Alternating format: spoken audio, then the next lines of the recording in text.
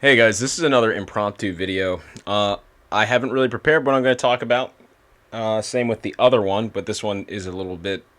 Uh, this is a bit more freeform, and I have here the book "Energies and Patterns in Psychological Type." This is written by a guy who, if you've been following my channel for a bit, is no stranger to you. His name is John Beebe, and he was the president or former president of the Jung Institute in San Francisco. And he's this guy. I keep bringing this guy up because he's somewhat rare in the fact that he is a practicing Jungian analyst, like professional Jungian analyst that actually uses type, whereas a lot of people that are practicing Jungian analysts, like, it doesn't come up at all. Like, for example, I actually started taking courses in Jungian psychology, and this stuff, like, it's crazy. It's because if you look online, if you go on YouTube and you look at type stuff, you'd think, especially the newer stuff that talks about eight functions, you'd think, oh well, this is just commonplace when people talk about Jungian psychology. Oh well, you can do a lot with type, and it's like it's actually way. This is way more like the title of this chapter is called "Understanding Consciousness Through the Theory of Psychological Types."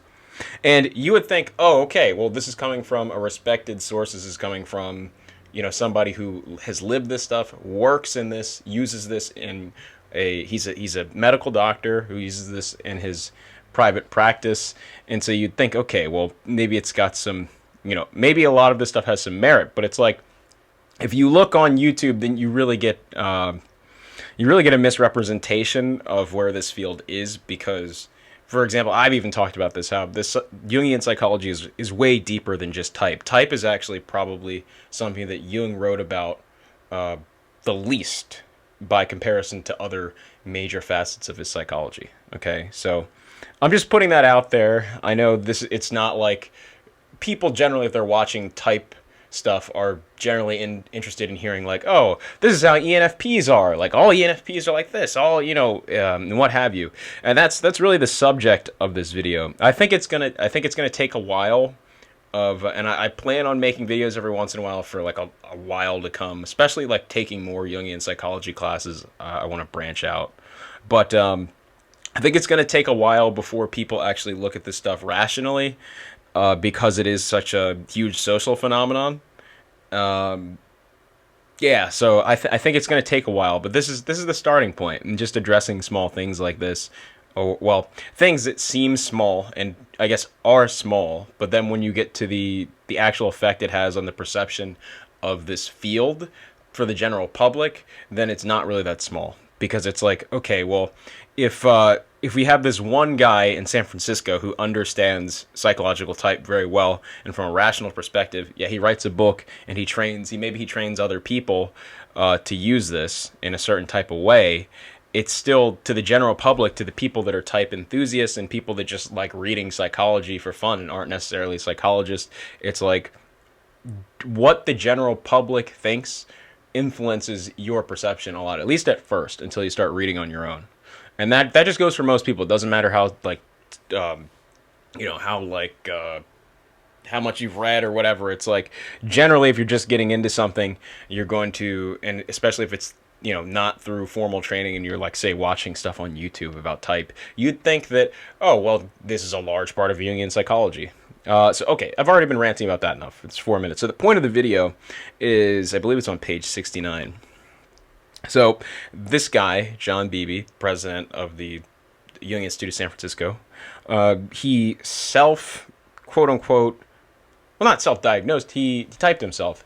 He typed himself as ENTP, and he was saying, okay, I'll read the quote. He says, although I'd actually taken the Myers-Briggs Type Indicator as part of a research study in which all the first-year residents in my psychiatric residency were asked to participate in 1968, and its finding that I was an ENTP seemed to confirm the quote-unquote intuitive thinking diagnosis I had given myself on the basis of my analytic discoveries of my typology.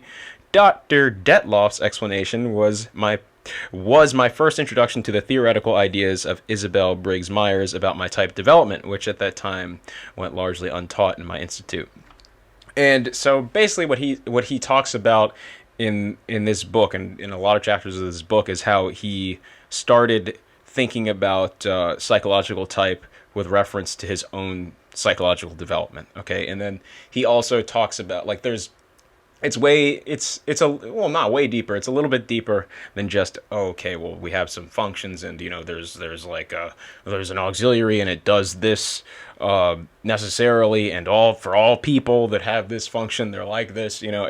It's way, like, even he put intuitive thinking, this is deliberate, he put intuitive thinking diagnosis, he put that in like kind of like quotes, like to say like, oh, intuitive thing, like, for example, ENTP comes up because he's talking about himself, but if you're like, I don't know, let's search INTJ in this book. Doesn't come up because this guy, who is, like, I would say a leading expert, or maybe the world's leading expert on psychological type now, does not, like, he's not, this guy, you'll never hear, or at least in interviews that I've seen. So maybe in his private practice he does do this stuff, but you'll never hear him say, okay, well, an ENFP is like this, an ENTP is a person that does X, Y, Z, because it's not actually helpful, right? So I thought it was interesting, especially after taking a step back and taking some formal Jungian psychology classes, and seeing that, like, the professionals don't actually talk about type at all. Like, I'm taking a dream analysis class, and we have a bunch of reading, and type has not come. So far, it's been 3 weeks into it. Type has not come up one time. And it's so refreshing to hear people that are interested in this type of psychology, and understanding people's personalities, and understanding, and trying to understand people on an individual level. It's like, okay, type is helpful, but it doesn't. It's a tool. It's not completely necessary. And I'm gonna show a clip at the end of John Beebe talking from when I posted on my Instagram. And it's just a minute clip of him talking, and I think it's showcasing, for me at least, and that's why I chose the clip. You can see other footage of this guy talking on my YouTube channel, but I chose this clip specifically because I was like, okay, this lets you see that this person is NETI or ENTP. Like, you can, if you watch stuff with this guy, this 1 minute clip is a nice way of seeing that he's ENTP. And when I posted it to Instagram, I got this backlash, and people saying, like, for example, like, and I'm not naming any names. It's like, people learn, so I'm not like trying to demonize people, but like, it's somebody that was like, oh, well, wrote this long thing about how this guy seems like this guy John Beebe. Oh, he's the least ENTP seeming person I've ever seen from this clip you posted. He doesn't seem ENTP at all, and I recommend that if you choose clips for people, you try to show the types for, like, what they are and stuff. And a lot of people, like, they feel this way, specifically about this quote unquote typing, which I think it was crazy, because I'm like, if anything, this is the only person who we maybe would be able to completely confirm that is ENTP, for example. Like, because this guy literally has written the book on it. Like, if you go back to Jung and like, say, von Franz and like Daryl Sharp and like other analysts who like wrote about type, they don't write about types in terms of the 16 types. This is one of the only books that you'll see from like a more or less famous Jungian, and famous is like also within quotation marks because this stuff is so niche, but like a famous Jungian that uses type, and it's not even like the Myers-Briggs type of type, it's expanded, and it's more psychological, whereas I'd say the Myers-Briggs is a bit different. It's more deterministic. But I'm gonna play the clip. So we're about 9 minutes in. So if you made it this far, thanks for listening. I'm gonna play the clip and probably ramble on for another minute or two. But just know that at the end you could fast forward past this and get to like the last minute and see the clip, and just know that there's a bunch of people saying, "Hey, this guy can't be ENTP. He just doesn't seem ENTP." And I say it to bring up a point that's like, it's not an isolated incident with just this guy. You'll get this if you post celebrity typings or whatever to Instagram, YouTube, social media, there'll be such hardcore backlash unless you give the community what they wanted to see, or give people what they, unless you validate them.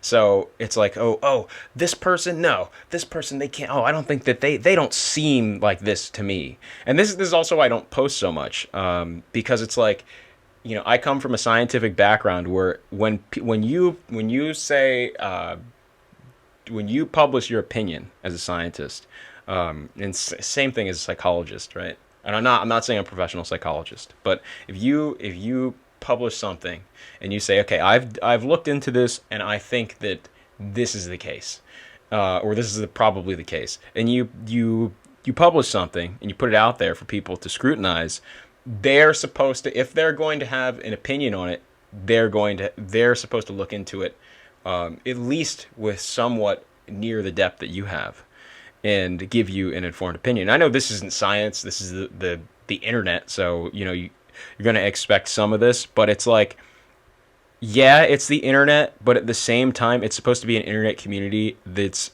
centered around type.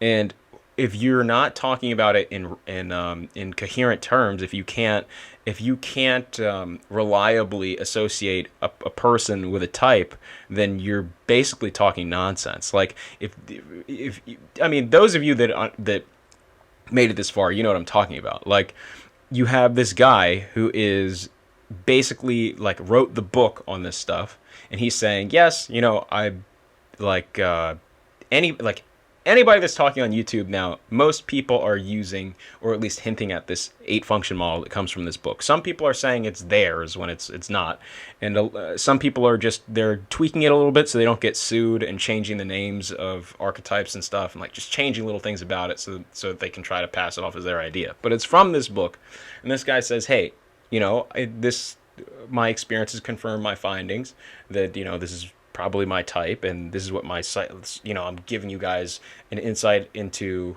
I'm giving you guys like a viewpoint into how I looked at my type through my own psychological development, and how you could too. But people are still saying, no, this guy can't be ENTP because he doesn't seem like it. He just doesn't seem like it. And it's like, well, what do you know about this guy? They don't know anything, but it just doesn't seem like it. To them, there is some stereotype that has boxes that need to be checked in order for somebody to be a certain type, and the boxes they are determined by groupthink of people that are involved in MBTI social media. So it's not even necessarily like the people that are experts on the material. So like, for example, like, I'm a hobbyist. I like just reading this stuff and talking about it, and seeing how it applies to my life. Like, I'm a scientist, but I'm taking Jungian psychology classes for fun. It's just, there's such disconnect between people that are online talking about it as if they know something about it, and then the professionals who actually work with this stuff. So I thought that instance of posting this particular person, and people saying, oh, he just doesn't seem ENTP. He's not, and then him saying,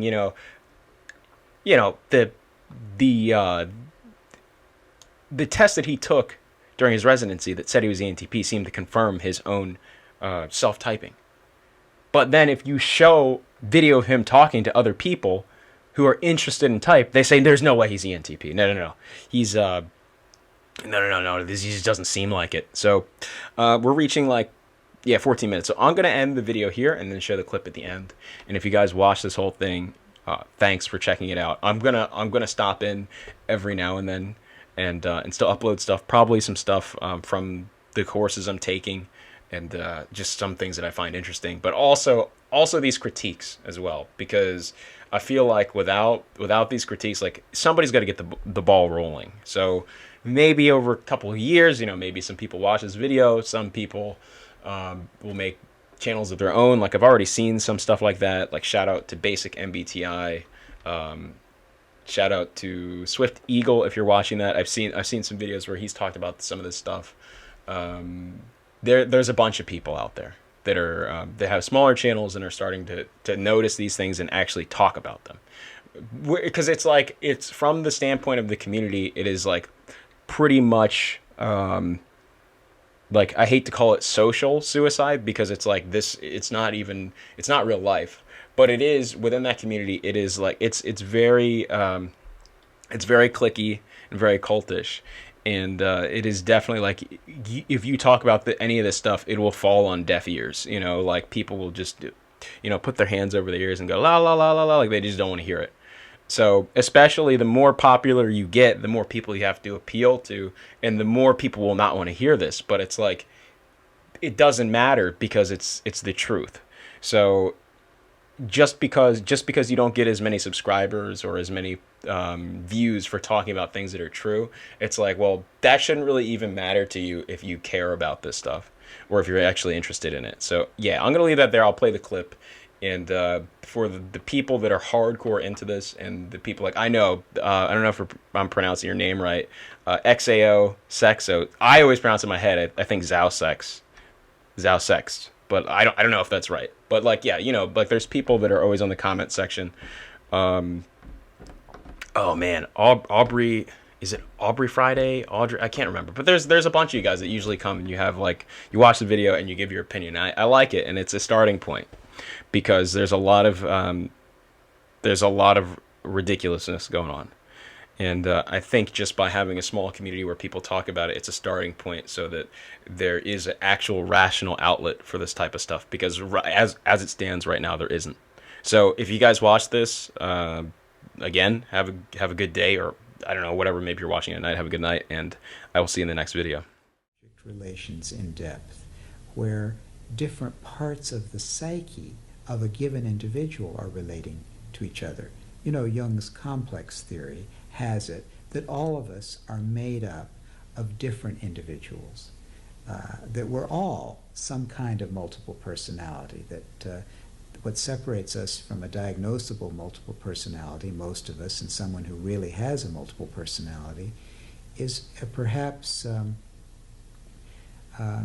greater ability to keep the parts together with some kind of glue that gives the personality its integrity.